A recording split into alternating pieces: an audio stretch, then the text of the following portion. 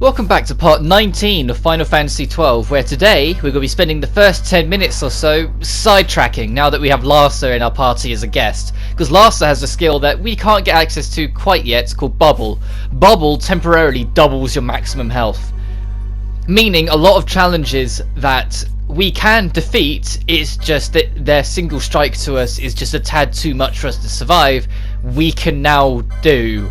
Starting with a hunt over here, where if you're wondering why I'm just kind of standing still here, it's because the objective to make this hunt spawn over in the XII Caverns is to literally just sit here still. In the original release you had to sit perfectly still for about 5 minutes, whilst in the Zodiac Age I think they shrunk it down because this guy eventually spawned. Which is Marilith. Marilith kind of has everything in terms of the stat buffs on it, and you'll realise I'm going to start referring it to as the buff circuit, because a lot of hunts have the same 3 buffs that will have on them. They'll have Protect, Shell and Haste. So if they say like, oh, they've got the usual circuit or the usual buff sort of thing, that's what I'm referring to. And in every single instance, you're going to want to deal with that. There are a couple times where it really doesn't make a difference, because they'll put it back on like immediately afterwards. Because later hunts have something called Instacast, which is bullshit by the way, but essentially they can cast spells without having to fill up any like action bar. It will just happen, so they will just undo your actions immediately, making it worthless. But it is what it is. What makes Marilith such a pain in the arse though is that when Marilith drops to below 20%, it gets an obscene buff to its attack and magic. And you're going to feel that, because it's going to get to a point where suddenly shit's going to go tits up, to put it nicely. We're going to go from doing pretty well to everyone start dying. And it's actually just happened now. Did you see how Larsa just got one shot? He was at full health when he got put down in 1. We're at that point. He's just had the buff. So now it's all hands on deck to try and kill the thing. But once we've dealt with the first 10 minutes of what we're doing, we will be going back through the Goldmore jungle and finishing it off, to start working towards Bear Omistace. But we've got a little ways to go before we get there yet, and get used to this. In Final Fantasy XII, like to get things done as soon as they're available, because I like to have pretty much as close to 100% as I can be by the time the credits roll, so then I'm just cleaning up the last few things post-game kind of thing. So, like hunts like this, now I know I can do them, I am doing them. Also, that is the main way I'm going to be editing down the quickenings. Unless something funny happens with it for whatever reason, I'm just going to be showing off the finisher of what I got. I believe my combo chain was like an 8 or a 9 on that one, but it was enough to kill the thing.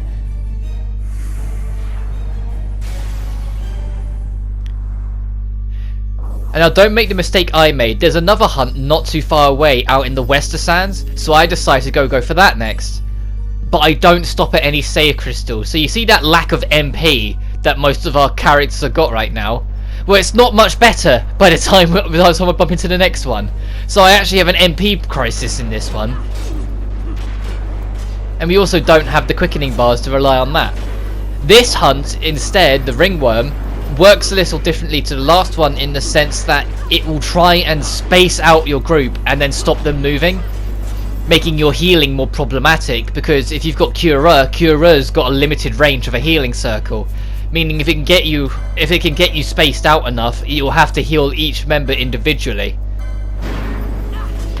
The ringworm also does have Protect, just to be annoying. It can also cast Sap, so your health will start draining. There are pieces of equipment you can make that make you immune to Sap, so if you do want to come by for it later, assuming you don't just completely outpower it, you can do, and just bring Sap along with you. Especially because any kind of boss monster or mark or enemy in general that relies heavily on Sap, you're naturally going to do better the higher level you are, because you're going to have more health. Your health is something that will always constantly increase regardless of what you do with your license board and what you don't do with your license board per level. But as you can see, Larsa and Ash, they can't move from over there, so if they go to heal Balthier and I, well, we're further away, so you can see I try and circle bash round, so then it's not a wasted heal, but then Balthier gets sat still, so if they want to heal Balthier, we're in trouble. But then I notice, hang on a minute, Larsa's just attacking, he's running out of MP. And I think what doesn't help with the ringworm that makes this one kind of difficult as well, because the last one was difficult because it got a stupid buff. This one is difficult more because it's a tank, so the fight goes on for a while. So we've been wailing on it for a little bit, and it's only about halfway down now.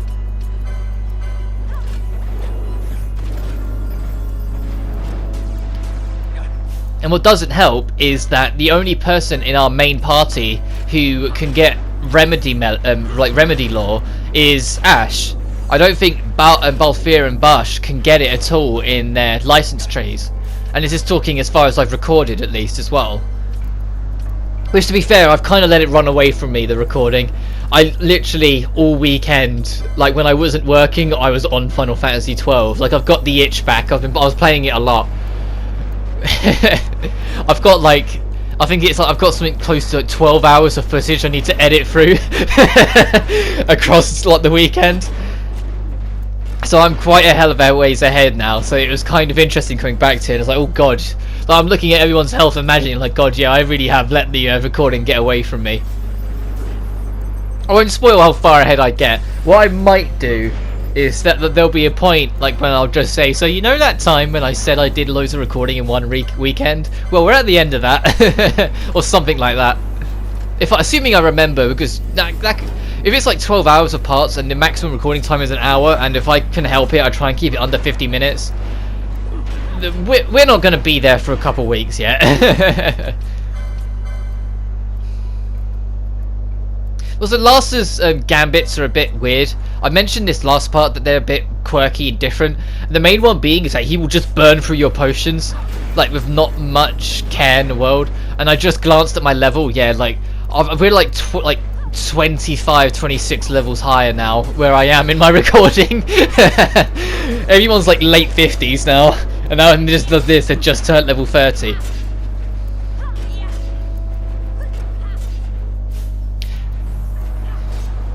The other thing that can screw you over is like this guy can be a bit of a status king in terms of status effects he can put on you, because he keeps on trying to put confuse on party members, and confuse will result in you only attacking your teammates.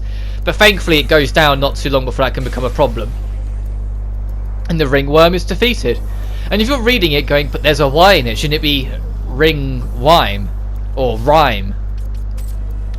That's the difference in pronunciations between traditional English and simplistic English. And that's not to say a mockery, that's literally what they're fucking called.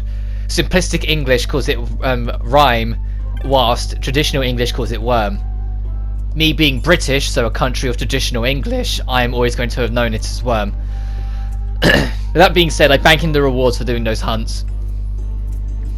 And that dude just leaves after he gives you a reward, fair enough. And every time you level up a rank, it's usually worth checking the clan revisions to see if there's anything new. Like the steel polyons, I never actually use them, but they can be handy. The main reason why I want to come here is because they can now sell ethers if you've been following along. Your rank should be high enough that they can sell ethers, and that's a godsend. The only other store that sells MP Restorative Place is a very hidden one in a very secret part of the map, which we won't get to for a very long time. And we can turn in Gill Snapper, we just need to wait for the rains to pass, so we can't yet. And Orpheus I have actually taken down in my recording now, it's just not for a while. Because I end up dedicating, like when I next enter the waterway, I get everything done in the waterway in one visit. There's a piece of a side quest there, there's an Esper there, and there's all those hunts. I get everything done in one loop because I don't enjoy the second visit to the waterway. I don't like the puzzle. Like, I'll get to it more when we get to it, but there's a puzzle where you have to affect the water levels by like working out what switches should be activated and what one shouldn't. But then there's also a different puzzle where if you activate them and then deactivate them in a certain order, it'll make part of a side quest activate. But then you need some of them to be active to lower the water in certain areas, to flick other switches that will lower the water in certain other areas, just for you to let the water flow in other areas so you can just get to the Esper. Like, it's such a time-consuming fucking mess that I just follow a walkthrough when I get to it, like, it's very unapologetic about it. Back over in the Hen Mines, you can fight X-Tab over here. X-Tab's a joke. X-Tab's entire gimmick is that it tries to cast Doom on you and then let the time tick you to death. So if you're struggling with this fight at all, just wait until you get Remedy Lore 3, I think it is, which will allow you to get rid of Doom, and then the fight's completely unwinnable for it. You'll just win. But XII is a lot easier of a hunt than the other two we've just done. The other two are definitely higher rank. But that being said, that's the end of our side questing, so back onto the main adventure. Now, I've mentioned it before that after you've been to the village, treants will now start spawning around the area, so I make the habit of killing that one to be sure before we move on. But these are the barriers that no longer exist. The correct path we need to be heading is to the right, so of course I'm going to deter and go south first to show the rest of the map. The area to the south we won't be visiting properly for a long time, but it is actually plot mandatory, so really don't worry about trying to memorize it as another optional area you've yet to go to. It is somewhere we'll be going to much later in the plot, which is why it is a stronger level than you, but not as much as some of the other optional areas. Like, there are other optional areas that you've encountered that feel stronger when you go into it and feel more like they're trying to push you out than this one. That being said, Desertin and Caverns, if you wish to take them on now, you can probably get away with it. I don't for another couple parts yet, but I do definitely go for it eventually, because I know the best time to do it is whilst you've got Larsa in the party, because Larsa will remain as a guest until you get to Ber Omises. And when Larsa leaves as a guest, just as a fair warning, that's the last time we have a guest for a very long time. It's not the very last time we have a guest, but it's the last time we'll have a guest of some kind for quite a while. So make the most of this trek with Larsa. It's like one of the longest times you can have a guest with you. Actually, it's arguably the longest. It's just the next guest we get and the last guest that joins us, I keep around for the side questing, because it joins you so damn late that there's a hell of a lot you can do. So I decided to do it, I decided to bring him along. I tried to hide spoiling it, but then I accidentally said him the first time, so I might as well just roll with it. I bring him along for pretty much everything, so we're essentially going to have a mock-up 4-person party for a long stretch of the game. Now you're kind of vaguely seeing small pieces of what makes Marlboroughs more annoying than deadly right now, but later on deadly. But because Ash hasn't got Remedy Law yet, because I said she's the only one that can get a full Remedy Law, she can't awaken us in one go. Because that's the beauty, because she's a Red Mage has to have healing properties by nature, because Red Mage is a little bit of everything when it comes to magic. Remedy Law is something that's usually a White Mage tied thing, or jobs similar to it, so Red Mage counts for it, so you get the Remedy Law with her. Whilst Barsh's Time Magic and Black Magic aren't supposed to be that level of supportive. They're supportive in different ways. Like, he can get haste, he can slow down enemies. Later on he'll get float, which is great for dealing with traps, and is a reason why I won't bother with the accessory that allows us to avoid traps, because float later on will just fix it for us. There's one particular optional dungeon much later on that's kind of like a trap heaven, and it's not only a trap heaven because there's loads of them, it's a trap heaven because, like, no matter what level you are, they'll probably kill you because they're ridiculously strong. So when I approach there, I will just set float to a gambit on Balthier, like, obviously after we've got it, so we can go through it relatively safely without having to worry about the traps. But that won't be for a long time.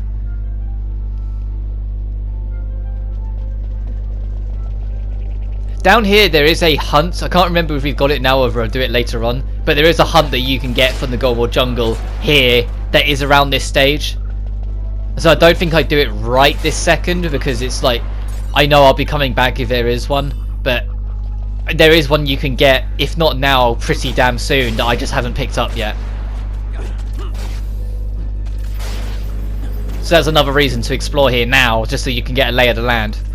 Also worth mentioning is that when you go to accept one particular hunt that's down here, the enemy's layout will change. There is an enemy layout that will only appear if a particular hunt is going on, and the whole purpose of it is to delay you. Because there's a hunt later on where the entire gimmick of the fight is that all it does for the whole thing is run away from you, and if it gets too far away it will despawn, so you have to leave the area and re-enter to try again. So they changed the layout to delay that progress as much as humanly possible. You can see I'm kind of checking every corridor and going back over myself. You really don't need to do that, I'm just doing that. Like, if you followed me for long enough, you know I'm OCD enough that I like to kind of check every corner where I go. Like, I was the same in 15, even if I had to cut it down a little bit, because if I tried to explore every corner of its open world, we would have been there forever. And that project was already 60 parts, which was longer than I thought it was going to be, even knowing that more DLC was to come when I started it. Because when I started with Royal, we was already aware that more DLC was on its way. Even if most of it got cancelled in the end, and so we only got Arden like episode, it still ended up being longer than I thought it was going to be, because I remember 15 being a lot shorter than that. Which is odd, because it's working against me in this one as well, because I remember this being the longest Final Fantasy, and it is. Yet in terms of how much distance and progress I've made in my recordings recently, I'm like, wait, how am I doing this? Like, how much longer have I got of the game actually? Like, there's a chance this game will actually end up being shorter in terms of amount of parts than like Neptunia and Final Fantasy 15 were. It'll be longer than Death End, that's for sure, but not that by that much. But when you continue going south, you'll find this area here, known as the Feywood. The Feywood is plot important, but not yet. So the enemies here are going to be far stronger than what you are ready for. And even if you do manage to sneak your way through and progress, there's a thick wall of like mist. You know, like the yellowy mist we've seen that the Espers hold. There is a mist that is so thick and strong it will not allow you to pass by. So I analysed and saw that an enemy is a bit too strong for us, and wisely decided to leave, and you should do the same. Cutting back to the correct path we're supposed to be taking. The correct path is actually pretty linear, which is like probably the biggest giveaway that it is the correct path, because it's like the other one wants you to explore a bit round, has a bit more like tops and turns and corners and such, and then this path is just kind of a straight line until that end there where it splits in two, but splits into two kind of identical paths that link up 5 seconds later anyway, making me wonder why they bothered.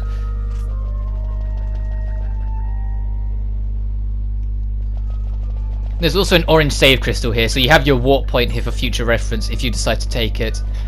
There's also a dismantled bridge that you can see over to the side here, and you can see the other side of it on the map already, but I don't think it ever gets repaired. I think it is just an aesthetical thing. There's a few instances like that where you can find a broken bridge, but if you look around you can eventually find the other half of the broken bridge, and I don't think there's any way to get them repaired to just save on distance, especially one later on where it covers like half the bloody map of the area, and it's like if we could find a way to repair this bridge, it would be a godsend, because it would save up so much of the backtracking that we'll be doing later on for one particular side quest. But I save and press onwards, because if there's a save crystal before a big room, you know it's because there's a boss fight.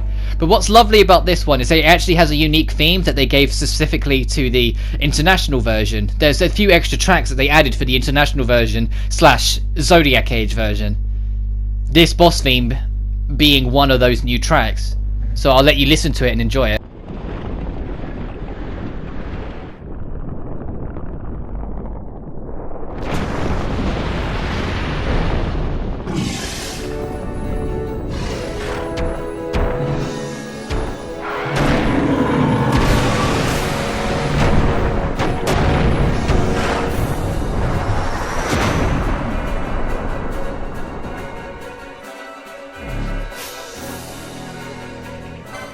I like this as an alternate boss theme because the normal boss theme is quite powerful and dramatic and super like wild kind of thing with its orchestra, whilst this one has a lot more of like an adventurous flair to it, making it just really fun. Two treants will also be joining the fight, so you might want to be wary of them and deal with them. I kind of leave them foolishly for a bit so they start casting conditions, but the actual main Elder Worm, it does have a special attack to it that you need to be wary of, that it will start doing in the second half of the fight. But outside of that, if you've been following along, this fight will fall apart. And this is something that starts to become not really much for criticism, because I like the fact that it rewards you, but at the same time, if you're doing the side content as and when it comes up... Oh, here's the special attack, by the way. If you're doing the side content as and when they show up, a lot of the main plot stuff starts to fall apart difficulty wise, because you just end up getting either way too over leveled, or like in one particular instance that I will lovingly point to you when we get to it, because I kind of freaked out because I forgot it was that good, the loot in this area. You just end up getting such good shit that nothing can hurt you. Like, there's a point later on where I got a piece of armor, and in the next mandatory area I went through, I immediately noticed that because of how good the armor I was wearing was, I was taking 0 damage from like physical attacks. It was only magic attacks that were hurting me. Because with the heavy armor and mystic armor, you only get like a forceful push of 1. So like in Barsh's case, with him getting heavy armor, his magic resistance will only go so far, and he will take a lot of magic damage, but his physical defense is kind of god tier. Whilst Ash will be getting a lot better magic to protecting armor, so her magic resistance will be really good, whilst her physical resistance will be like a twig. Balthier, as it goes on, I lean him on heavy armor at first, because with his job setup he can have both heavy armor and like magic armor, like mystic armor as the game calls it. So I kind of alternate between the two depending on the situation, but I lean a little bit more into mystic later on, just because mystic armor also boosts your MP. And because Ash always gets first dibs because of her magic skills are more important to me, it results in Ash's MP being really big. So the accessory that halves the amount of MP intake you have, I eventually move over to Balthier because Ash ends up with so much MP later on. Not that happens anytime soon. I know I'm getting ahead of myself in my recording here. I'm just giving you the heads up that if you've got 2 magic users, have one get the mystic armor first and then put the half MP cost on whoever gets it second.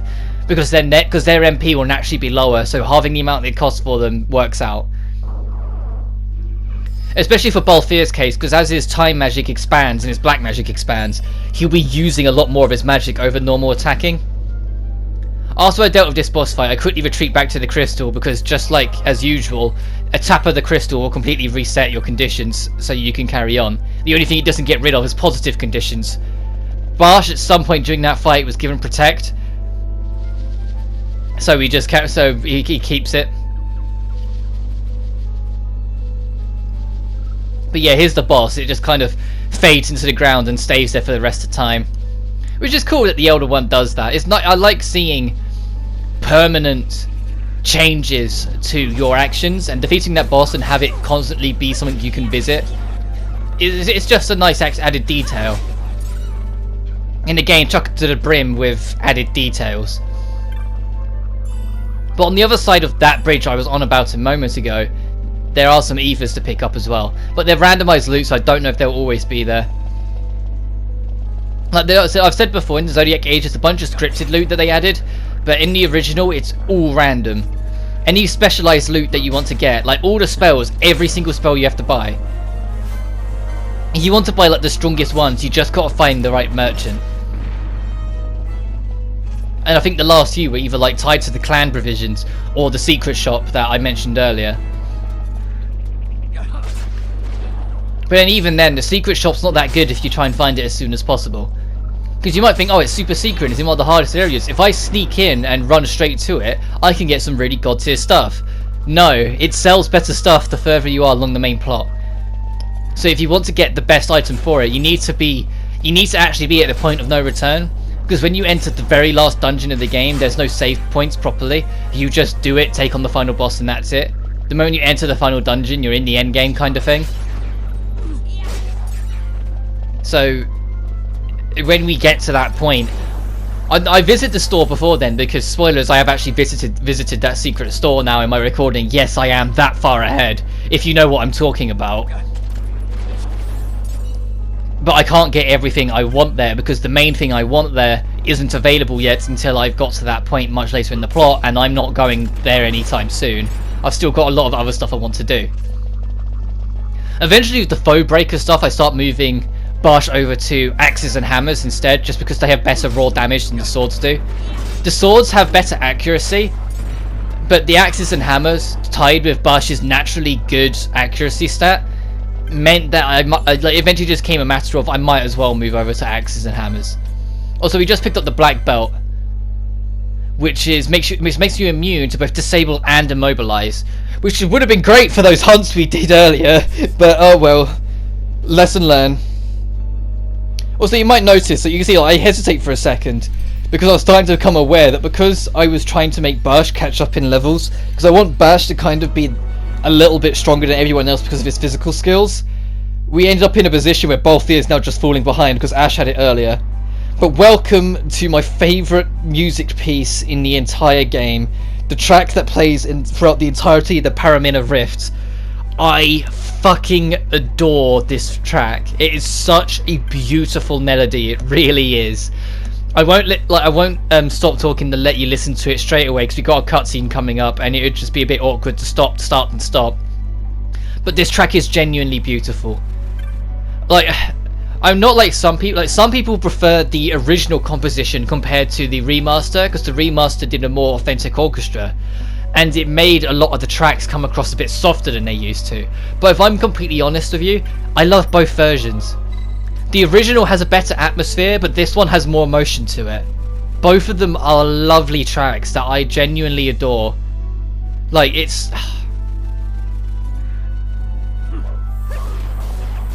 Sorry, doesn't matter what I'm doing, where I'm going. If I'm in this area, I kind of have to shut up and let the music play for a bit.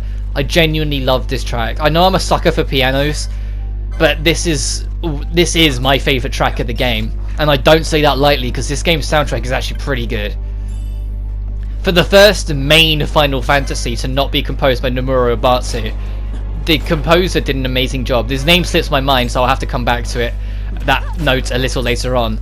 But there was a very amazing job done with it. It's not the very first, like technically 10-2 didn't have Nomura Uematsu, but I count 12 because it's the first full numbered. But that being said, here's the cutscene.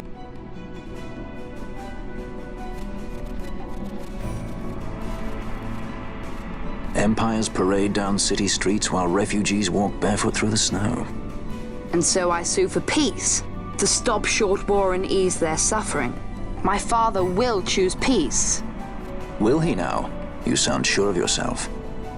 You can never know another, even your father.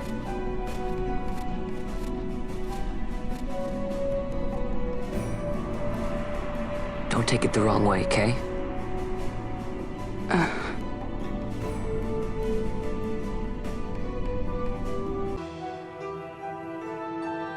This crisis would not end were I gone. The Senate hates the very fact that House Solidor exists. By necessity, we must find reason to silence them. Necessity? Ah, yes, necessity. Does that word free you, I wonder? You show no hesitation to solve matters with blood. The sword of House Solidor cannot be left to rust in doubt. It was you, Excellency, who tempered that sword. Is this your idea of vengeance? It is my idea of necessity.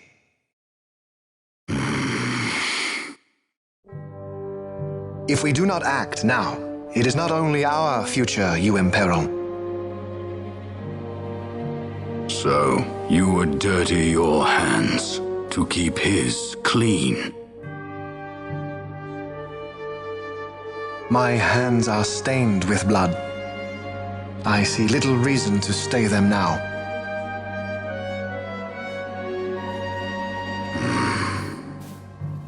So they are. And so House Solidor lives on.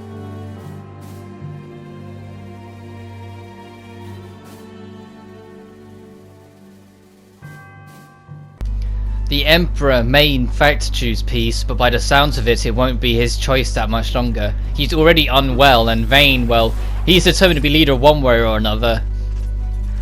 So who knows what might happen. But either way, Lars's naivety was the main subject of that cutscene. To believe that, because of growing up with the Empire, I've mentioned it before, when he was, like, because of his upbringing with the Empire, he kind of assumed that people would love the Empire because he has only ever seen their beauty. When in reality the rest of the world has seen torment because of their actions. And it's just people, like, every now and then, whether it's subtle or not so subtle in that case, directly challenging his viewpoints to highlight, no, it's not a good. The Empire is a very corrupted, broken, destructive monster that is taking over everything with an iron fist without a care in the world to the consequences. Vayne Solidor being a key example of it. His only focus is domination, and you can tell. There is a new elemental here, the Ice Elemental, and it's the first elemental that you might actually stand a chance killing. Not that I'd recommend it. Also, like, Barsh is kind of at a disadvantage because his weapon is tied to an element that the fucker drained, so you can see me trying to walk away with Barsh a little because it's like, I know I can't hurt it at this point. And eventually I go, you know what, it's just going to cause problems, so I run away. If you deter to the left instead of straight down, there is a small save crystal you can go to reset yourself, but I just simply forgot it was there for a second. And I knew I'd be coming back to check that area anyway, since I'll be exploring everything. And for the rest of the part, that's essentially what I'm doing. I'm exploring the rest of the Permanent Rift, so he gets to listen to more of this beautiful theme. And I try and be cheeky, but thankfully there's no punishment for it. I try to be cheeky whilst everyone was locked onto the enemy, run past the trap and get the item, so one of my teammates didn't accidentally trigger it. But thankfully it was one of the rare positive traps where it actually heals or helps you in some way instead. They do happen on occasion.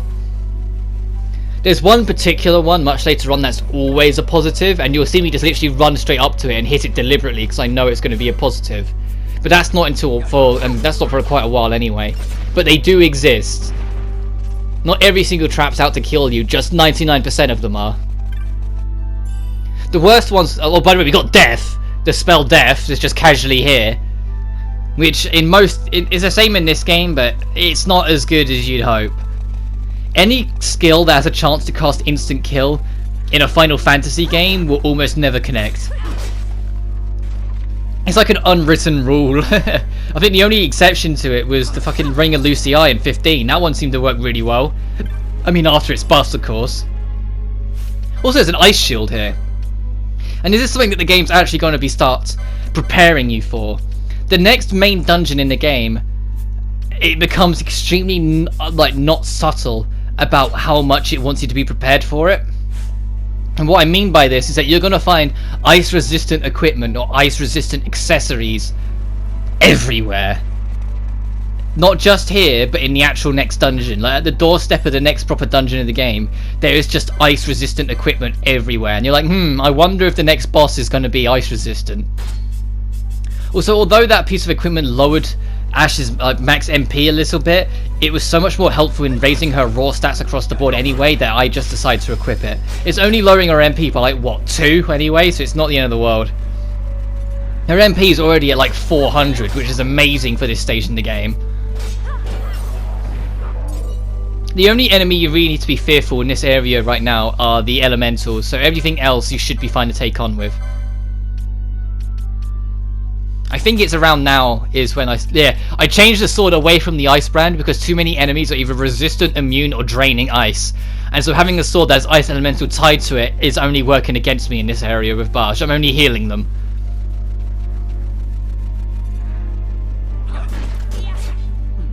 You can find a lot of old structures around the place as well that tries to give you a bit more of an environmental history to the place. And the real piece of it is that, and we'll get more of it when we go to Baromises, but essentially this area is one of the biggest suffering points of the Empire's wrath. Like I said, we had refugees barefoot walking through a blizzard trying to get to the mountain just to try and find shelter because their homes had been ravaged by the Empire's wrath. The reason why the music's as emotional and as powerful as it is because this entire area we're walking across used to be homes. The reason why there's old ruins around the place is because there used to be a rather cold one, but a town here. There used to be a civilization of some kind, whether it be settlements or whatever, and it was completely flattened by the Empire. And so the people who used to live here, or the people that lived a little bit more in towards the jungle, to get to safety, they've had to go up the mountain just to be away from everything, go up to the mountain peaks where Baromises is. But to get there is a long hike for a lot of treacherous snow, and if you've already had your life ruined, you're not going to have much to get through it. And presumably many have died probably just trying to get there.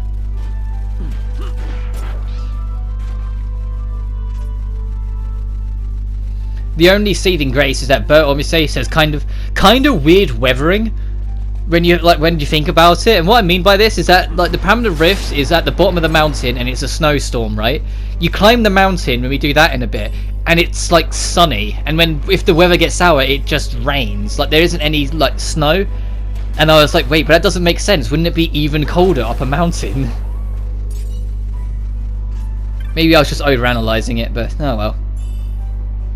It's a gold needle, sweet. Eventually, the basic chests will become worthless, assuming they haven't already. Also, I want to mention that because I was trying to see if I could get it to work, but I forgot that you have to outright leave the area and re-enter it for it to work. I wanted to swap the OST to the original, so you could hear the difference between both versions, because I love both the original version and the reorchestrated. But you have to outright leave the area and re-enter for the soundtrack to reset. So I'd have to go back into the Golmore jungle, and I was like, oh well, maybe I'll do it later.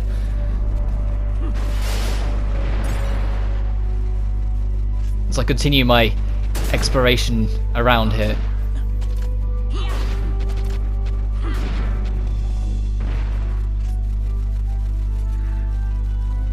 Oh, I love this theme. I'm so I feel like this is going to be like the topic of the video. It's just this track. Like, I think it's called something like Lust for Power or something like that, because it's in reference to Ash's journey to try and get more power. But if you head over this way as well, there's another exit that takes you back into the Feywood. So you can see I spot that golem and try and see if I can sneak past to grab this treasure and then leave. But it ends up just being some bachelor's wine, which is a free berserk if you use it. So I just leave because it wasn't worth it.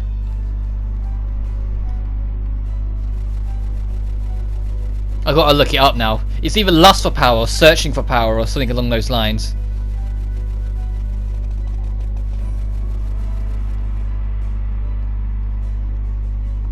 Lust for Power. Yeah, I was right. The Lust for Power, the Paramina Rift. Whilst we head to Bur Omisace next. I literally just looked up FF12 OST and then just ran through the tracks until I saw the one I was looking for, which is why I went quiet for a second to quickly just check. But it is a beautiful track. I said regardless of what version it is, whether it's the original or the reorchestrated, just listen to the track in full when you get the chance. It is very beautiful.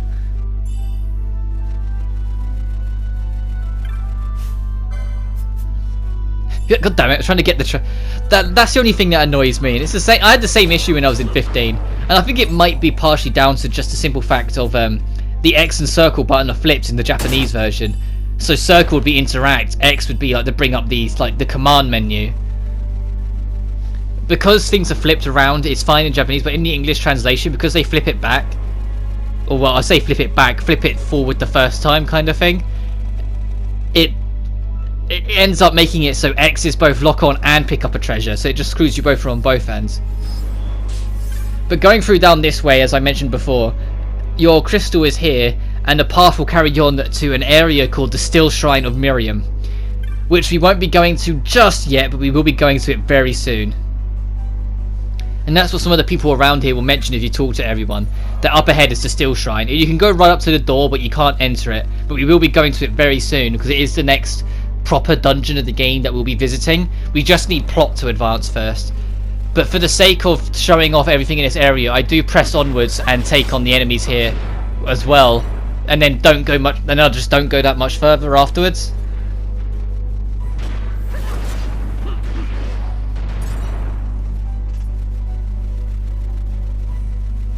Because over here are flying enemies. And as you can see, because they're flying, physical attacks are only going to help so much. Thankfully, Asher's dark now, and these guys are weak to dark, so it hurts like shit. But if you don't have that much magic or ranged attack on them, these guys are going to be annoying. Because Balfield's got his crossbow, so that's at least not too bad. But the main focus of your damage is going to be Ash's gun. But you can see I'm going to press down here. But eventually, also you pick up Revive, which is quite nice for white magic. Actually, that's not white magic, that's a technique. Yeah, it is. Fully consume your own HP to bring back someone else. So it's essentially sacrifice. Which can be helpful in certain situations, but it's usually not worth it. You're never going to see me really use it. It's only helpful if, like, say your mage has died and no one's got good Phoenix Down lore, so when they get revived by Phoenix Down, their health is too low and they're getting put down again, then you might want to have, like, Barsh, if he has it, sacrifice himself just so you get picked up again later on when the mage is strong enough to actually do so. But this is kind of the limit of how far south you can go, because going any further is you're approaching the entrance to the Still Shrine, and you just won't be able to get much further right now. So you see me kind of do a lap, check the areas, and then just start heading home. Because down there is towards the Steel Shrine, but you see me just kind of deter backwards.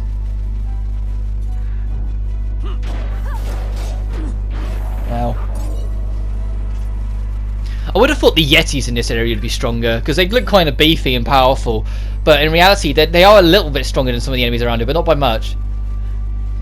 Also, Ash is on a fucking death wish, attacking an enemy right next to an elemental. I'm surprised the elemental didn't catch on. It's also that area over there, but it's not as worth it as you might hope. In fact, we've already been over there to prove that it's not quite worth it. But either way, once you've done exploring and everything you want to do, northeast is the direction you're heading to try and get to Bur Omises. And it's not actually that far away. It's already right here kind of thing.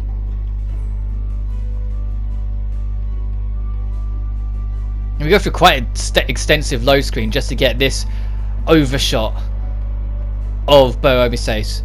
Maybe it's the mist that's causing it to snow so much around it, but as you can see that the mountainside is actually pretty dry and bright. So I don't know, maybe it's the Pamela Rift that's the oddity, which really wouldn't surprise me if that's the case because of everything that's happened to it. But in this lower area here, there's a lot of people to talk to. As long as you don't push onwards too far, you should still have Larsa as a guest in your party. So if you want to get the new equipment and stuff like here, and then go do the new hunts and do stuff that's available, because there is more stuff to do yet, you're welcome to. You can also pick up Soul Eater if you care that much, and you can also pick up Tier 3 healing as well as Blazara, Darkra and Berserk. Curaga isn't like the other Tier 3 spells where it's still group range. It's every even numbered spell is even numbered healing spell is group based. So Curaga is strong healing but only for one person, whilst Tier 4 healing Curaja will be really strong healing to the whole party, but that also costs a shit ton of MP, so we'll almost never be using Curaja when it's available. But there are better stuff that you can buy here, including a closed helmet, which is quite nice, and the demon mail, which I do buy, but later on you kind of find it find them all the time, this armor set, so I don't worry about it too much. You can also get diamond shields, and diamond shields kind of last me a healthily long time. They do me quite well, so they are worth the purchase. Everything else here though, I'm hesitant. In fact, the exception maybe the shielded armor, which we've already I think we've already got one. Yeah, we do, because the shielded armor casts protect when you've got it equipped. And the Thorned Mace, you should buy if you've got a red battle mage, because that would work perfectly for Ash in a bit. There's also a sledgehammer which I eventually buy, because like I said, you do because of the foe breaker nature, it eventually just becomes wiser to move up to them. So you see, we quickly scroll along and say, oh, there's Thorn Mace, and then buy it for her. It might be next part then that I think to buy the hammer for Barsh, just so you can have something much more powerful, because the hammers and axes are just so much more powerful with raw damage. But that being said, next time on Final Fantasy XII, we've got a bit more side questing to do, and then we'll be visiting Bur Omises properly. Until then though, you guys take care now.